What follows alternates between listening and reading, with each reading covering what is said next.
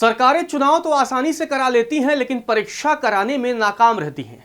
राज्य सरकारों की बात करें तो वहां भी पेपर लीक होता है। इसके अलावा नीट जैसे बड़े एग्जाम का पेपर लीक होना और परीक्षा कैंसिल होना कई तरह के सवाल खड़े करता है। हालांकि ये पहले दफा नहीं है जब नीट का परीक्षा का पेपर लीक हुआ हो। लोग गुस्से में हैं। 22-23 लाख छात्रों के भविष्य की बात है।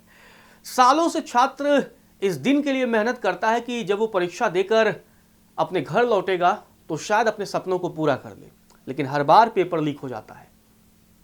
कब कब पेपर लीक हुए हैं इस वीडियो में आपको विस्तार से बताऊंगा। लेकिन उससे पहले अगर आपने लोक सेवा न्यूज को सब्सक्राइब नहीं किया तो आप चैनल को सब्सक्राइब कर लें। बात पहले इसी साल की करते हैं।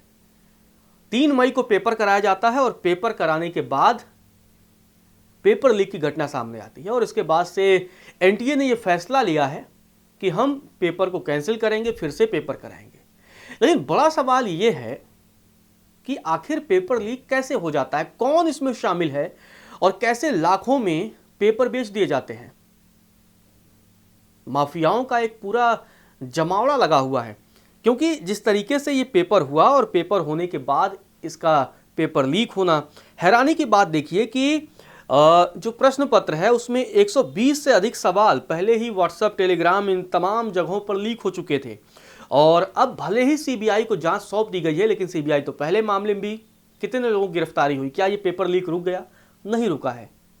और इसी वजह से अब इस बार भी जब जांच होंगे तो उस पर भी कहीं ना कहीं सवाल रहेंगे कि क्या अगली बार पेपर नहीं लीक होगा, क्या ये अंतिम बार था और क्या हर बार छात्रों के भविष्य के साथ ऐसे ही खिलवाड़ किया जाता रहेगा।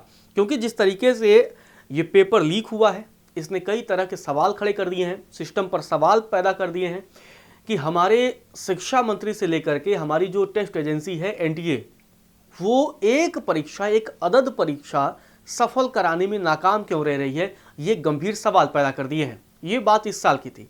पेपर लीक 2024 में हुआ था, उस वक्त भी पेपर लीक हो जाता है। और अगर हम बात करें तो ग्रेस मार्क्स को लेकर भी विवाद हुआ था और बाद में पटना पुलिस ने परीक्षा से पहले ही मामले का खुलासा कर दिया था। और उस वक्त जो बिहार की आर्थिक अपराध इकाई है और उसने जांच की और 68 सवाल रिकवर किए थे। अब आप समझिए उस वक्त भी लीक हुआ था, ठीक 2 साल पहले की मैं बात बता रहा हूं आपको। और वो जो प्रश्न पत्र उनको मिला था, सवाल रिकवर किए गए थे, एग्जैक्टली क्वेश्चन पेपर से मैच करते थे। तो कौन ये लोग हैं जो लीक कर दे रहे हैं?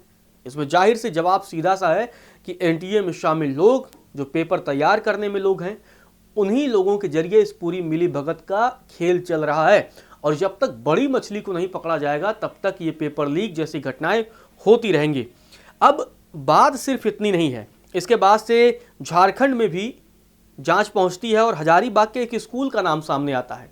लेकिन उस वक्त भी कितनी कार्रवाई हुई ये पता करना पड़ेगा।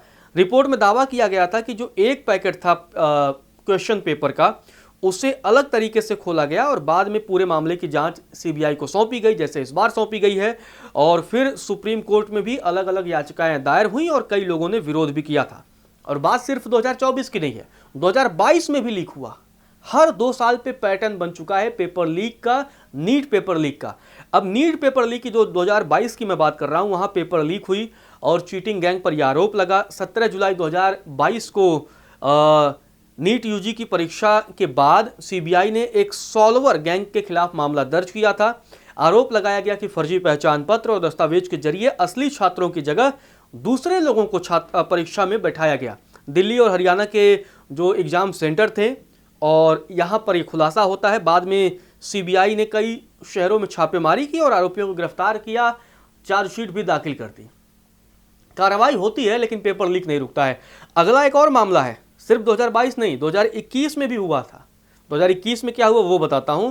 दरअसल प्रॉक्सी कैंडिडेट को बिठाने का मामला सामने आया, मतलब जिससे पेपर देना उसकी जगह किसी दूसरे सॉल्वर को बिठा दिया गया, बदले में उसे पैसे दे दिए गए। और ये पूरा मामला जब सामने आया तो सीबीआई ने नागपुर की एक कोचिंग संस्थान और उसके संचालकों के खिलाफ केस दर्ज किया था और आरोप लगाया गया था कि जो छात्रों के फैमिली वाले हैं उन्होंने मोटा पैसा देकर दूसरे को अपने बेटों की जगह बैठा दिया, अपने बेटे या बेटियों की जगह, और जिससे वो एग्जाम क्रैक कर जाए और उनका बेटा डॉक्टर बनेगा। क्या बनेगा? डॉक्टर।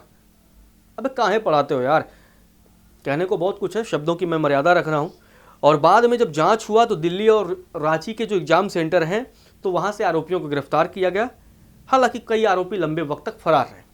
और सिलसिला सिर्फ इतना नहीं है, 2021 में भी लीक हुआ, 2018 में भी लीक हुआ था, 2021 से पहले 2018 में भी। तो लगातार ये सिलसिला चलता रहा है और एनटीए हर बार फेल है।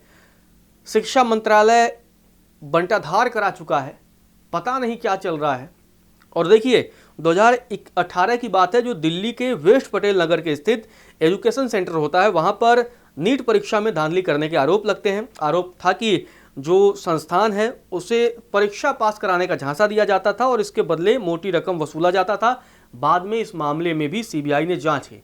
तो लगातार साल दर साल ये पूरा सिलसिला है और ये सिलसिला थमने का नाम नहीं ले रहा है। और बदले में दांव पर लग रहे हैं उन लाखों छात्रों के भविष्य जो सालों की मेहनत करते हैं, इस आस में, इस उम्मीद में कि वो परीक्षा क्वालिफाई करेंगे और उसके बाद आगे की पढ़ाई करेंगे। लेकिन बदले में मिलता है पेपर लीक। और पेपर लीक के पीछे ये किसी से छिपा नहीं है कि देश में कोचिंग संस्थानों का बहुत बड़ा गिरोह काम करता है। ये वो गिरोह है जो छात्रों से मोटी तौर पर फीस वसूलता है और सिलेक्शन के दावों के नाम पर कई कोचिंग सेंटर इसमें इन्वॉल्व 110% होंगे। जो पेपर सेट करने वाले, सरकार, इनके साथ इनकी साठगांठ है और वहीं से पेपर लीक कराया जाता है जिससे क्या हो कि उनके इंस्टीट्यूट के ज़्यादा बच्चों का सिलेक्शन हो पाए।